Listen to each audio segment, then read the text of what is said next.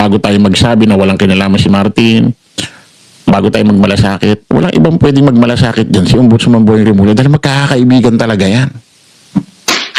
Kaparat pangaraw. Di ba, pinag-iisipan pa nga si Rimulya na bias kasi parang gusto nila iligtas si Speaker Martin kahit may kinalaman, naalala niyo yung Press 5. No. Di ba naalala niyo? Kaya kung tayo nagmamalasakit kay Martin Romualdez, kasi nga sabi ko sa inyo, wala naman talagang problema sa akin si Martin Romualdez, pinsa pa ka ni PBBM to eh. Bago tayo magmalasakit dyan, sigurado, may malasakit din si Boying Rimulya dyan. Kaso nga, anong gagawin yun na lumabas ng investigasyon sa ICI? Kasama pangalan niya.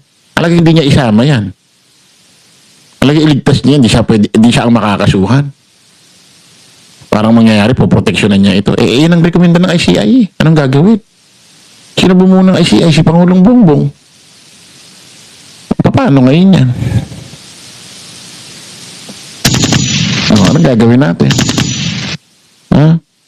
At hindi basta mapapakasuhan sa sandigang bayan yan nang walang ebidensyang matibay. Hindi tatanggapin ng sandigang bayan. Pagpapakasuhan nyo ng plunderer sa ebidensya nyo. Siyempre, pag pinakasuhan na sa sandigang bayan plunderer yan, may mga kasamang documents. Titingnan yan. Kung may sapat na ebidensya, wala. Hindi mo pwedeng kasuhan ng laway lang yan.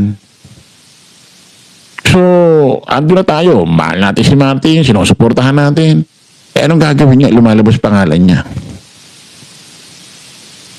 Hindi naman pwede mga ibabaw nararamdaman natin dito. So, anong gagawin? Ano lang natin. Set aside na lang natin yung nararamdaman natin. Hayaan natin ang sandigang bayan. Mas ang importante rito, sinusuportahan natin si PBBM, kalaban natin yung mga Duterte. Hindi tayo pwedeng maghiwalay-hiwalay dito, mga kababayan. Hindi tayo pwedeng, dahil lang sa issue ni Martin Romualdez, maghihiwalay-hiwalay tayo, hihina pwersa natin. Hihina, magkaaway-away lang tayo, maglalaban-laban lang tayo dito.